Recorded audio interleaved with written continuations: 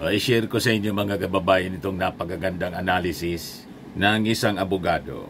Ayan po, si Attorney Reyes Del Rosario, registered nurse din siya. Ang titulo ng kanyang column, Dissecting BP Sara Duterte's Confidential Fund Controversy, Everything You Need to Know. Nang basahin natin mga kababayan kung paano niya hinimay-himay, mahuhulaan na natin ang magiging desisyon ng senator judges. 100% conviction po. Malinaw po na sinalamang ka po yung confidential funds. Sa bagay, kahit dun sa congressional investigation po, in fact, sinomarize man lang po mga kababayan ni Attorney Reyes Del Rosario yung nangyari sa congressional investigation. Kaya lang, siyempre, nurse siya, magaling siya mag-dissect. Diba? Nurse na, abogado pa. Kaya magandang i-share ko po ito sa inyo. Sabi niya dito mga kababayan, The offices of Sara Duterte as Vice President and Concurrent Education Secretary until mid-2023 spent 612.5 million in confidential funds. 500 million mula sa Office of the Vice President, 112.5 million sa DepEd. Ito niya niliquidate through thousands of acknowledgement receipts listing individual payees, but auditors and lawmakers later found many listed recipients did not appear to be real people. The Commission on Audit and a House investigatory panel flagged irregularities in the records, uncovering unverified names and unusual disbursement practices. Below is a list of key names that surfaced in relation to the confidential fund controversy along with circumstances of each. Nangunguna sa pangalan po si Mary Grace Piatos na sa latest na pahayag po ni Congressman Paulo Ortega ng La Union. May mga kapamilya pa pala na Piatos. Yan tropa ni Mary Grace Piatos, malakas na ebidensya versus BP Sara. May mga kamag-anak pa. Kaya sabi dito ni Attorney Del Rosario, ito lang anyang si Mary Grace Piatos na nakapangalan sa confidential receipts. Malinaw na fictitious name. Napag-alaman anya ng Philippine Statistics Authority, wala siyang birth certificate, marriage or death records. In fact, anya, this name was used as the signee on 128 receipts to liquidate about 23.8 million in confidential expenses. Matindi mga kababayan, mamimilipit nito si Sara Duterte at yung kanyang mga kasama once isinalang po sa impeachment trial. Ngayon, maintindihan ninyo kung bakit gustong ipa-stop ni Sara Duterte sa Supreme Court yung impeachment trial.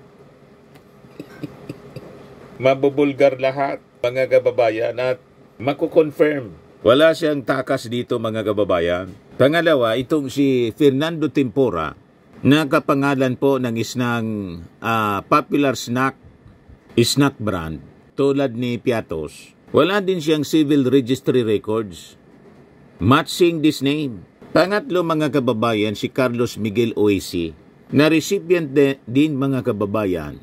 Wala ding corresponding record sa PSA databases.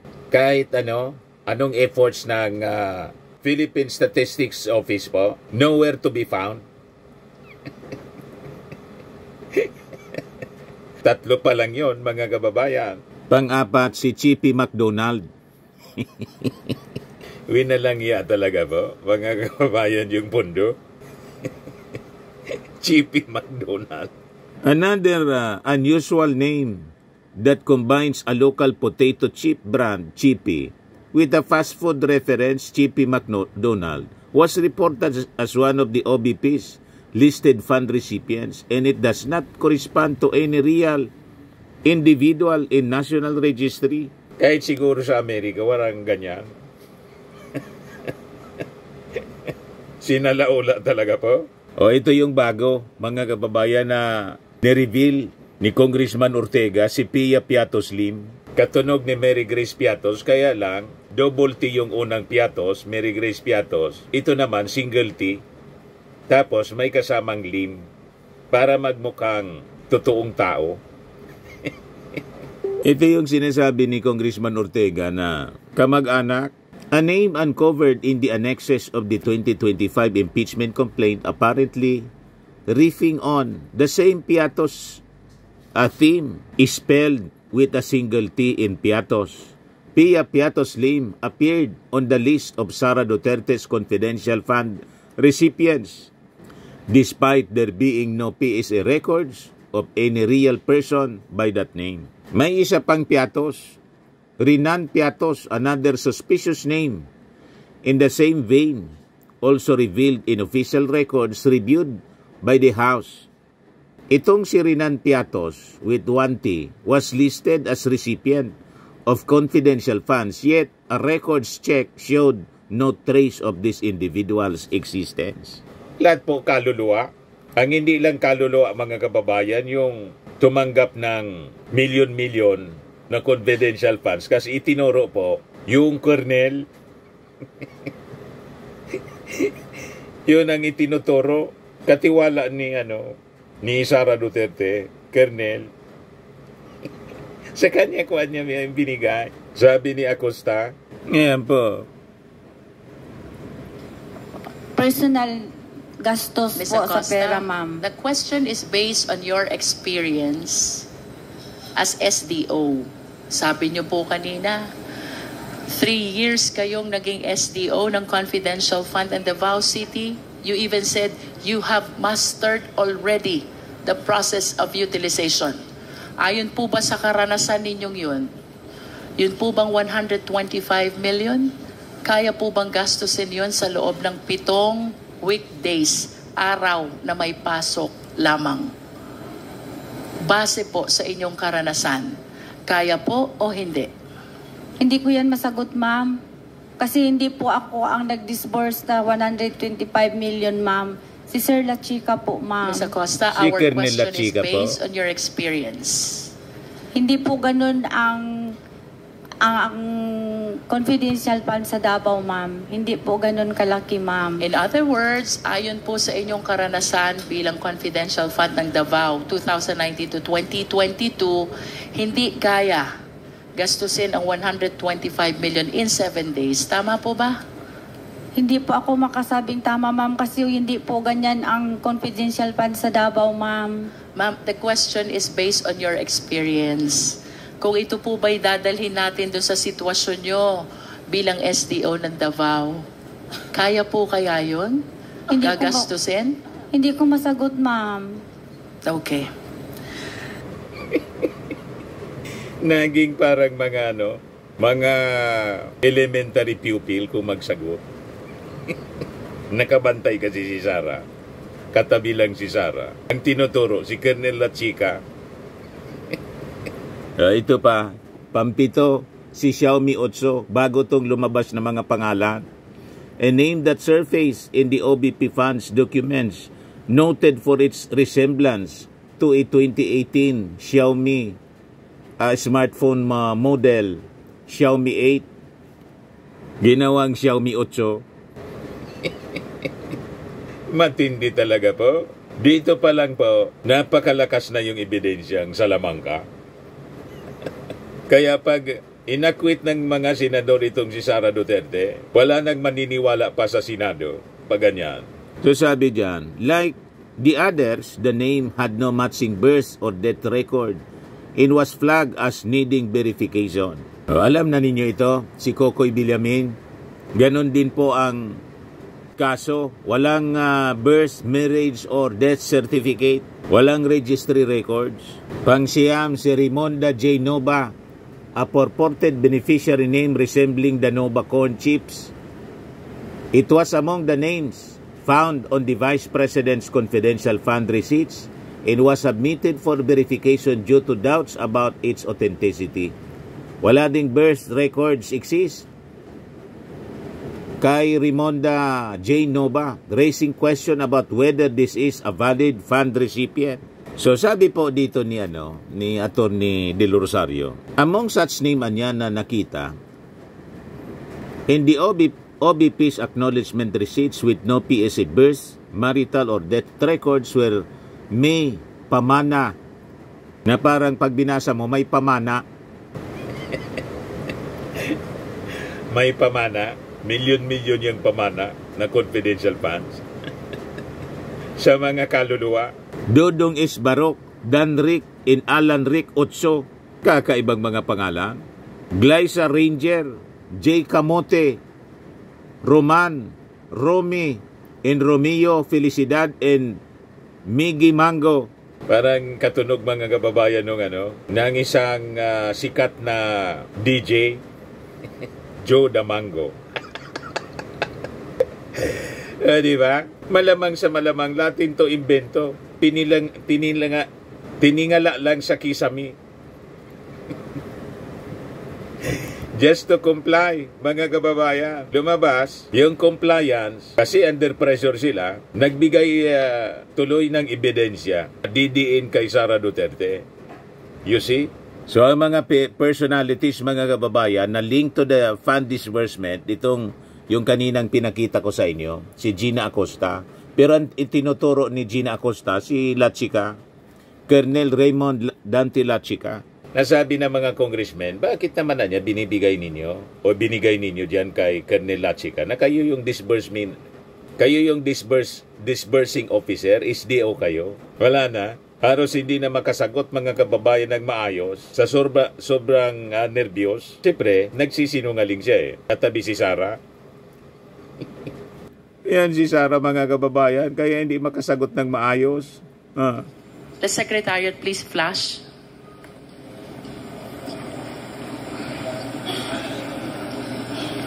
May we know, Ms. Acosta, who prepared the certification? Secretariat, please flash the document.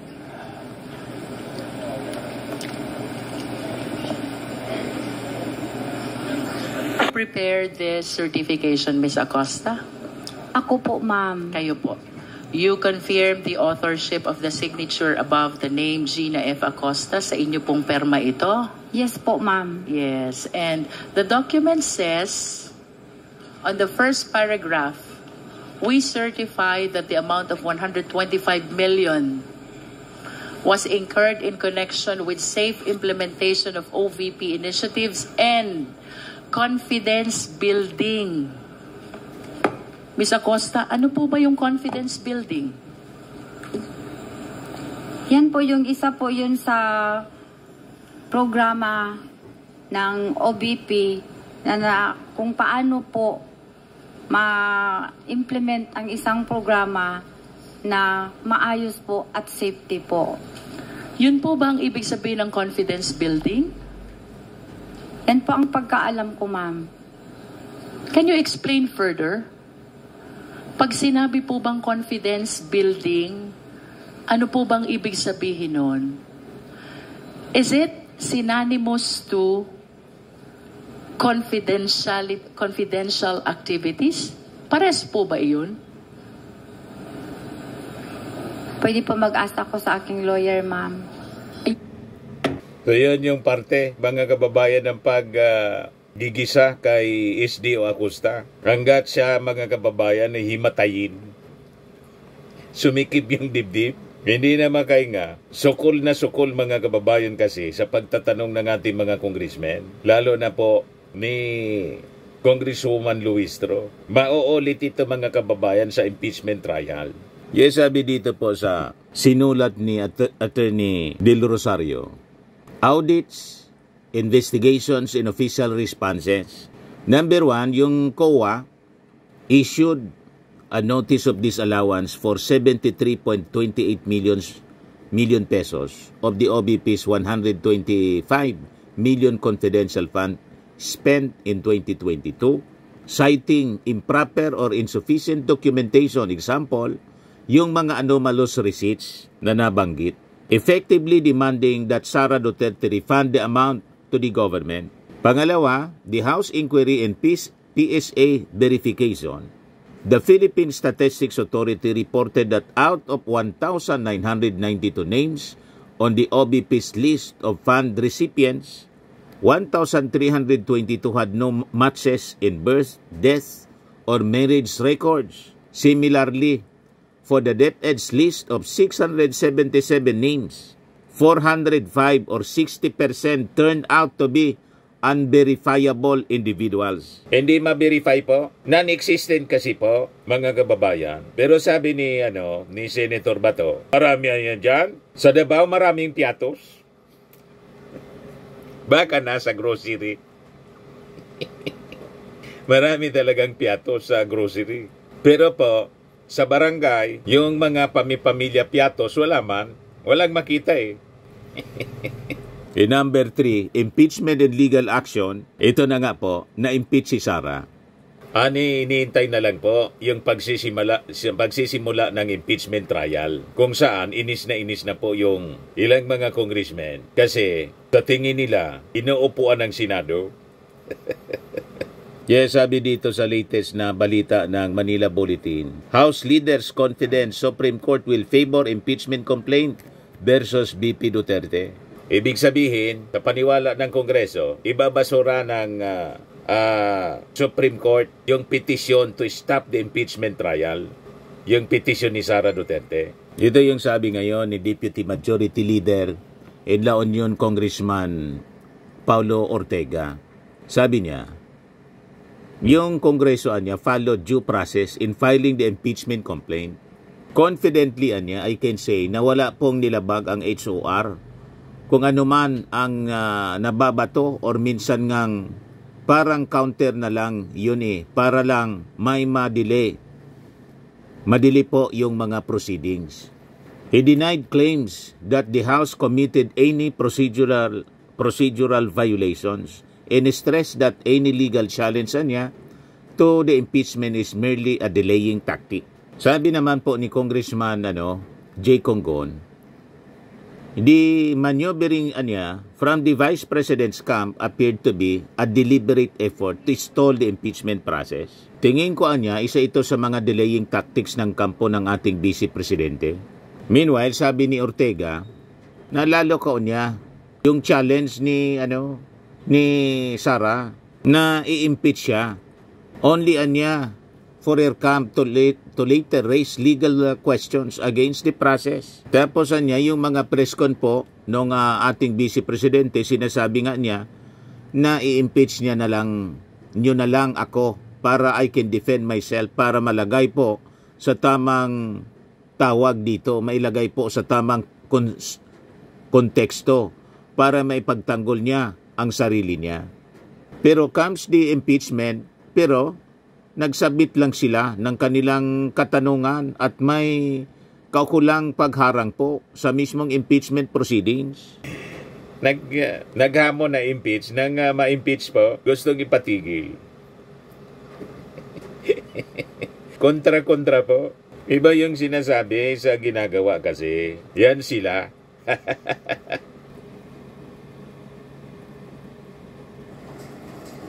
At itong ating programa, mga kababayan, atin sa inyo nitong ating mga sponsors, Fairmax Firming and Lifting Cream. Pinapay po sa mga pulses in affected area. Mainam po ito sa mga pains at paninigas ng mga kaso-kasuan. Ito sa mukha naman yung application, anti-aging, Automax po siya. Ito ay Glow 60, mga kababayan. Whitening po siya. Made in South Korea. Ito naman po, Ningxia Red Mix Fruit Drink. Gawa po siya sa goji berry. May anti-cancer properties po siya. At sa mga nagana po ng malinis and spacious fitness gym, pumunta lang po kayo sa aming Colossal Fitness Gym. May Grab Car Rental din po kami. At bills payment po sa aming office. At saka sa mga mahilig po sa mga imported bags, manood po kayo sa live selling ni Madam Aileen Rosales sa kanyang Aileen Closet po. Pati mga shoes, ito yung kanya po. Ito yung kanyang page. Kita ninyo, napakagandang mga online selling po siya. Si Madam Aileen Rosales. At Cellphone number niya po 773-798-7816.